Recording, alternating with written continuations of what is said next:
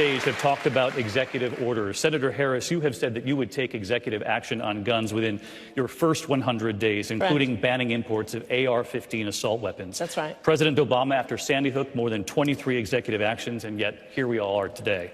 In recent days, former Vice President Biden has said about executive orders, some really talented people are seeking the nomination. They said, I'm going to issue an executive order. Biden saying there's no constitutional authority to issue that executive order when they say I'm going to eliminate assault weapons, saying you can't do it by executive order any more than Trump can do things when he says he can do it by executive order. Does the vice president have a point there? Some things you can, many things you can't. Let's let the senator answer. Well, I mean, I would just say, hey, Joe, instead of saying no, we can't, let's say yes, we can. Let's be constitutional. We got a constitution. And yes, we can, because I'll tell you something. The way that I think about this is I've seen more autopsy photographs than I care to tell you. I have attended more police officer funerals than I care to tell you. I have hugged more mothers of homicide victims than I care to tell you.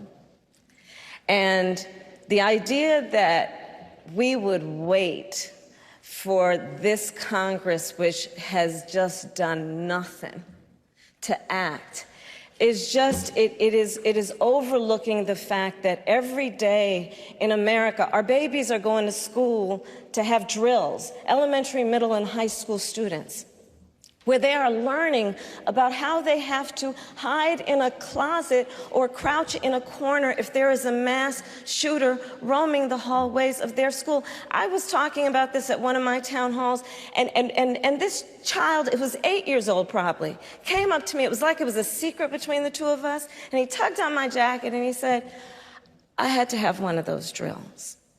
It is traumatizing our children. El Paso and Beto, God love you for standing so courageously in the midst of that tragedy. You know, people asked me in El Paso, they said, you know, because I have a long-standing record on this issue, they said, well, do you think Trump is responsible for what happened? And I said, well, look, I mean, obviously he didn't pull the trigger, but he's certainly been tweeting out the ammunition.